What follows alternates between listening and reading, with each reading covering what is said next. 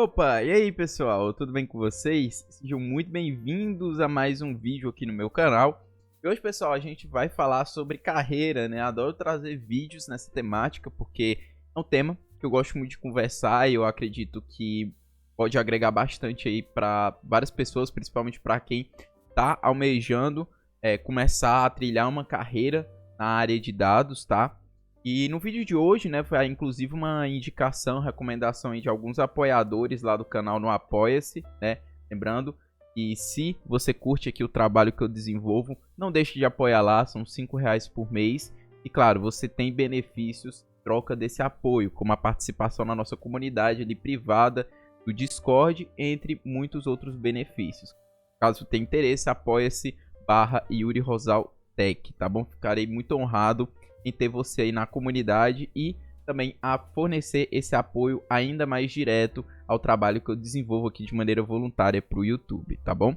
E bem, o pessoal lá sugeriu eu trazer um vídeo, né? A gente chegou a conversar, ter um debate ali interno sobre carreira e aí eles sugeriram da gente trazer esse debate assim para o canal, né? Em algo mais público, né? Então eu decidi trazer no vídeo de hoje minha visão, claro, esse vídeo está muito enviesado na minha visão, no que eu pesquisei, estudei, li, tá? E você pode ficar à vontade de discordar, concordar parcialmente, tá?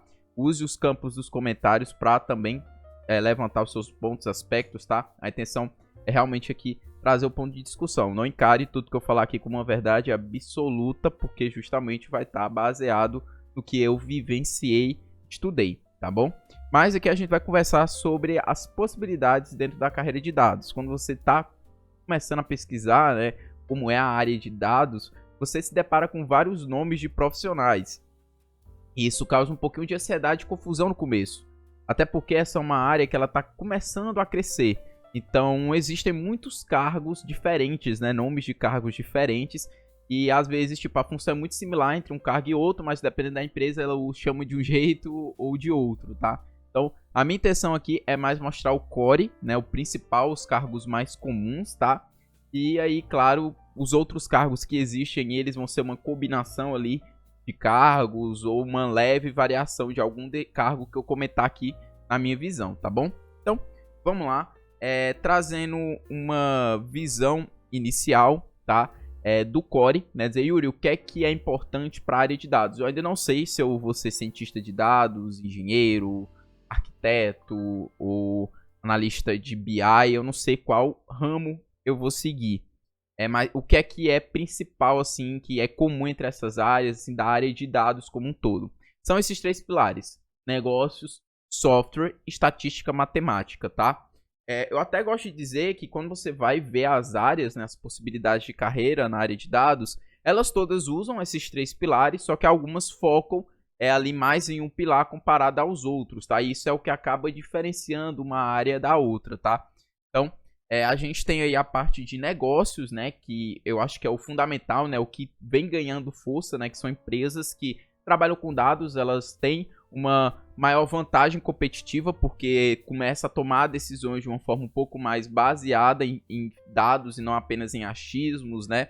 E além disso ajuda também a identificar, os produtos também ganham ali um certo incremento com o uso aí de dados neles, né? Então, negócios entre aí a parte de métricas, a estratégia, né? As áreas de dados eles vão trabalhar muito ali atrelada à estratégia do negócio, né? Storytelling, que é uma habilidade muito importante. A gente que é profissional de dados, a gente tem que passar a parte técnica para pessoas que normalmente não são da área, né? Pessoas de negócios, executivos, diretores, etc. Então é importante a gente conseguir fazer essa passagem, né, de conhecimento. Então o storytelling ajuda muito nesse sentido, né? E a parte de governança, né, que seria justamente ali de políticas, regras ali de negócio, né? Então isso tudo envolve essa temática. Bem, a outro pilar importante é o software em si, tá? E quando eu falo software, que é a parte de desenvolvimento, engenharia de software, programação em si, a gente sabe que os dados, né, eles vão ser armazenados em repositórios, né? E para você eventualmente acessar um repositório, ou você armazenar no repositório, ou você fazer transformações ali no dado, fazer algum processamento, você vai precisar de alguma habilidade que envolva essa temática, né? Então, dominar alguma linguagem de programação, ter ali noções de algoritmos e estruturas de dados, né, a base ali da computação. Desenvolvimento de engenharia de software, né, que aí comentando a respeito de técnicas, né, de construção de algoritmos, algumas táticas, né, alguns termos, como por exemplo processamento paralelo e distribuído, né, noções de sistemas distribuídos, né, isso é muito importante. Repositórios de dados, né, que você entender, né, como é que funciona o banco de dados, alguns repositórios, né, tudo isso envolve esse conhecimento de software, tá? E por fim, mas não menos importante, estatística e matemática, né? Então, correlações, testes de hipótese, inferência bayesiana, teste A e B, álgebra linear e cálculo no geral. Mas se você for ali, principalmente para a parte de machine learning, você tem um contato muito forte com essa parte mais matemática, né? Se você também for lidar com análise de dados, ela vai ser ainda mais expressiva, tá?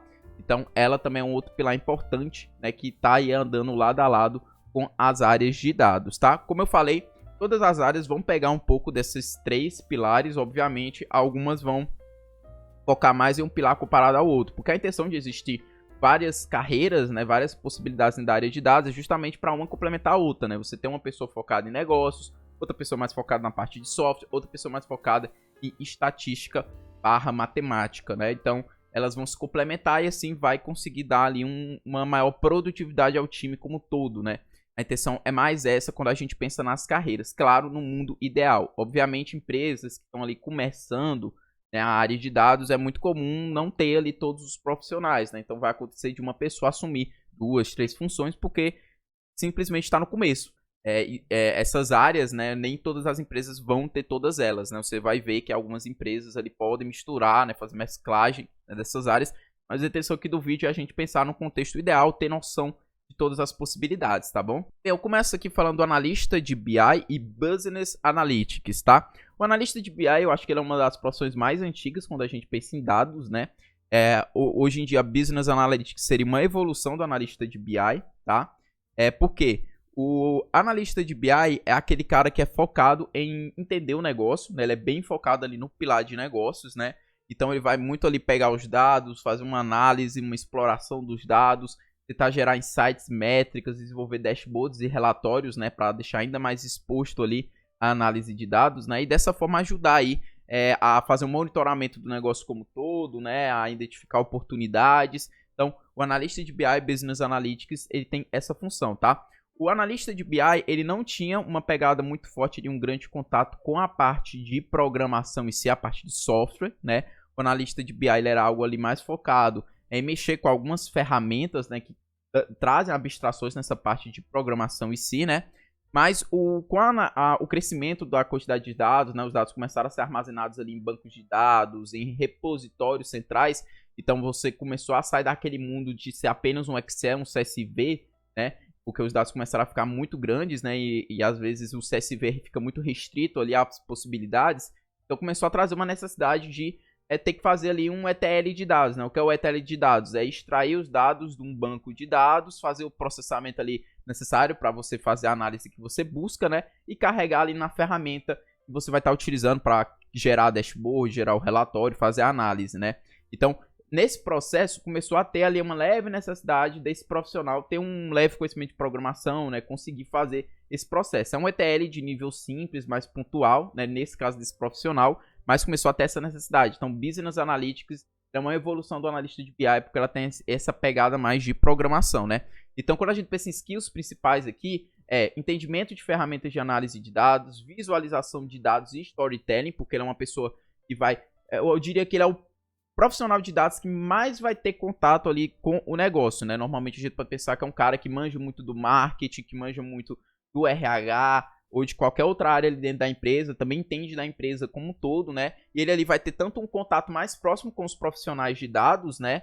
Como também vai ter um contato muito próximo com os executivos, né? As outras pessoas de negócios, os analistas de negócio. Então ele é muito profissional que faz essa ponte, né? Então eu diria que daqueles 3 pilares, o de negócio ele é um dos principais. Claro que os outros 2 aparecem aqui, né? Você vê que, enfim, vai ter a parte de estatística, porque, enfim, ele vai fazer as análises, vai ter a parte de software, porque tem, eventualmente, ali que usar um Python, um SQL para fazer o processo ali de ETL, né, para trazer os dados de um banco para a ferramenta que ele está utilizando de visualização. Mas você pode ver que o pilar principal dele é a parte de negócios, né? Então, se você gosta muito, né, dessa pegada, esse profissional se enquadra muito nesse perfil, tá? Tem outro profissional aqui que eu acho que é o mais também comum, né, o que meio que ajudou aí a crescer, né, essa questão da carreira de dados em si, é o cientista de dados, né, a ciência de dados. Tem o cientista de dados, né, ele vai ter que ter ali um entendimento do negócio, querendo ou não. Ele também vai lidar com extração de dados e processamento dos dados, né, visando ali a análise e o que ele pretende fazer com aqueles dados, né.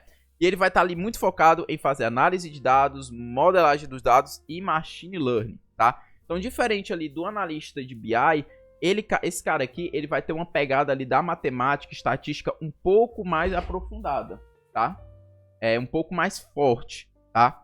Então, o cientista de dados, ele vai fazer ali análises matemáticas, análises estatísticas, ele vai desenvolver ali um modelo de machine learning, tá? E trabalhar esse modelo, treinar, testar, validar, né? Então, ele tem essa pegada um pouco mais próxima do machine learning, tá? Então, as skills aqui, o principal dele é Python, R, SQL, tá? Enfim, pode ter outras linguagens aí de programação, mas enfim, o cientista de dados ele vai ter uma pegada um pouco mais forte com a parte de programação, querendo ou não. Logo em seguida, estatística e algoritmos de machine learning também, ele vai ter uma pegada muito forte, tá? E técnicas de processamento e tecnologias de Big Data / computação em nuvem, tá? Nesse ponto aqui de tecnologias de Big Data e computação em nuvem, o cientista de dados precisa pelo menos ter noção de como manipula as ferramentas, né? Porque, por exemplo, como os dados hoje são muito grandes, né? É muito comum de você ter que fazer ali um processamento usando alguma ferramenta ali, algum framework voltado para Big Data, né? Ou atuar em um ambiente de computação em nuvem. Então você precisa pelo menos ter noção ali de como utilizar as coisas, né? Não precisa necessariamente entender da engenharia, de implementação, de construção, mas precisa pelo menos entender o funcionamento, como é que utiliza, né? Tipo, eu quero extrair os dados disso aqui, como é que eu faço essa extração? Eu quero fazer uma transformação, como é que eu faço essa transformação, né? Então, o cientista de dados ele precisa ter pelo menos essa noção, né? Porque eventualmente você vai ter que utilizar ali alguma tecnologia para ajudar, né? A você fazer um processamento ali de grandes quantidades de dados ou até fazer um treinamento de machine learning em um contexto aí de uma grande quantidade de dados, né? Então é importantíssimo ter essa noção, tá? Então aqui o cientista de dados, se a gente for pensar no todo, né? Ele seria o cara ali que, por exemplo, eu tenho aqui uma base de clientes, né? Eu quero saber quais são os clientes ali que tem uma maior probabilidade de comprar de novo, renovar o contrato, enfim. O cientista de dados, ele seria o cara que iria fazer análise, iria pegar ali o machine learning, né, para gerar essa predição.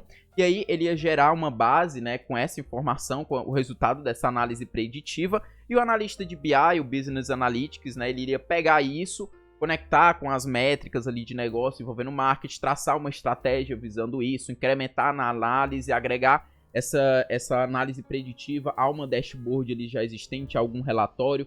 Então essa seria a forma que o cientista de dados se conectaria com o analista de BI ou Business Analytics, tá? Então o cientista de dados tem uma pegada um pouco mais de software e matemática, tá? Então ele é realmente mais voltado nessa pegada. Já um engenheiro de dados, né? Esse também foi um outro profissional que surgiu aí posteriormente, né? Porque começou a ver que estava tendo uma grande quantidade de dados, né? E estava precisando de um profissional mais focado em ajudar a lidar com essas grandes quantidades de dados, né? A também deixar os dados mais bem preparados para o cientista de dados poder focar mais ali na parte matemática, de modelagem em si, de análise, né? Porque tem aquela pesquisa, né? Que boa parte do tempo ali do cientista de dados é basicamente limpando os dados, né? Então, se você tem um profissional já é focado em limpar os dados, né? O cientista de dados ele vai só focar em processar ali, fazer uma leve transformação visando ali uma análise, né? Ele não vai perder muito tempo ali limpando, porque já vai ter uma limpeza prévia, né? Então, o engenheiro de dados, ele novamente tem que ter um entendimento do negócio, né? Porque ele vai atuar muito ali na construção de produtos de dados, tá? O ETL de dados é uma coisa muito forte dele, tá? Só que aqui é ainda mais forte que o analista de BI, porque o analista de BI, ele faria o ETL de um jeito um pouco mais pontual, uma maneira um pouco mais simples, entre aspas, né? Tipo, trazer os dados de uma base para o outro. Aqui, nesse caso, o ETL de dados para o engenheiro de dados é realmente um fluxo de dados, né? Eu tenho os dados em um repositório, tenho que fazer uma automação para diariamente os dados desse repositório serem transportados para um outro local, né? Fazer automações nesse sentido, lidar com a parte de infraestrutura, né? Eu tenho aqui vários petabytes de dados, como é que eu posso armazenar de uma maneira eficiente, né? Então, o engenheiro de dados, ele vai ter um contato muito forte com a parte de computação, de software em si, tá? Ele não mexe tanto com a parte de estatística e matemática como o cientista de dados mexe, tá? Porque você pode ver que provavelmente ele não vai ter que se preocupar em construir modelo de machine learning, em fazer análise de dados. Ele precisa se preocupar em deixar os dados mais bem preparados possível para o cientista de dados só chegar lá, extrair da base, né, e ali focar na análise, focar na modelagem de machine learning. Claro, eventualmente o cientista de dados vai ter que fazer ali alguma transformação pontual, visando ali melhorar o modelo, fazer uma feature engineering, né, fazer ali alguma coisa para auxiliar na análise, mas vai ser mais pontual, né? Os dados já vão estar mais bem tratados quando o cientista de dados pegar, ele vai conseguir focar mais na análise em si, tá? Então, o engenheiro ele vai focar muito nessa parte de fornecer os dados para a equipe de dados, né? Então, fazer ali a automação para extrair os dados, para transformar os dados da maneira ideal, né? E carregar em um repositório ali que permita que outros profissionais de dados consigam acessar facilmente, né? Então, ele vai ter esse contato muito forte aí com a parte mais computacional, né? Então, skills principais, Python, R, SQL, qualquer outra linguagem de programação, tá?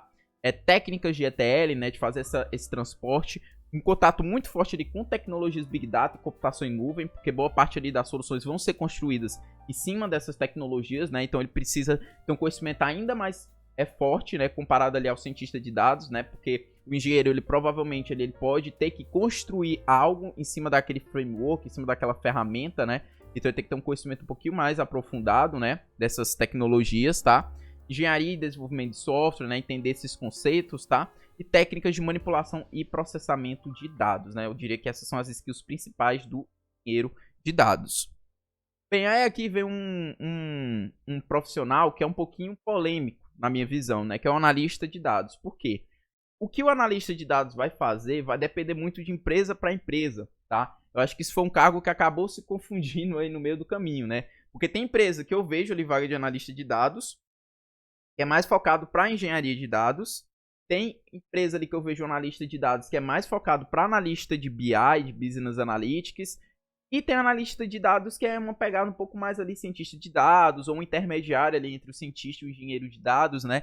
Então, assim, varia de empresa para empresa, tá? O analista de dados ali, ele pode muito bem herdar funções do engenheiro, juntamente com o do cientista, ou pode ser basicamente um engenheiro, né? Só que na empresa eles atribuem o cargo de analista de dados, né? Ou é um profissional ali que ajuda mais unicamente com processos de ETL, tá? Ele não chega a ter que construir ali em cima de um framework, em cima, por exemplo, ele não vai fazer a construção de um data lake, por exemplo, mas o analista de dados ele vai auxiliar ali em fazer um processo de ETL, né, que é uma automação de extrair de um local e carregar nesse data lake, por exemplo, né.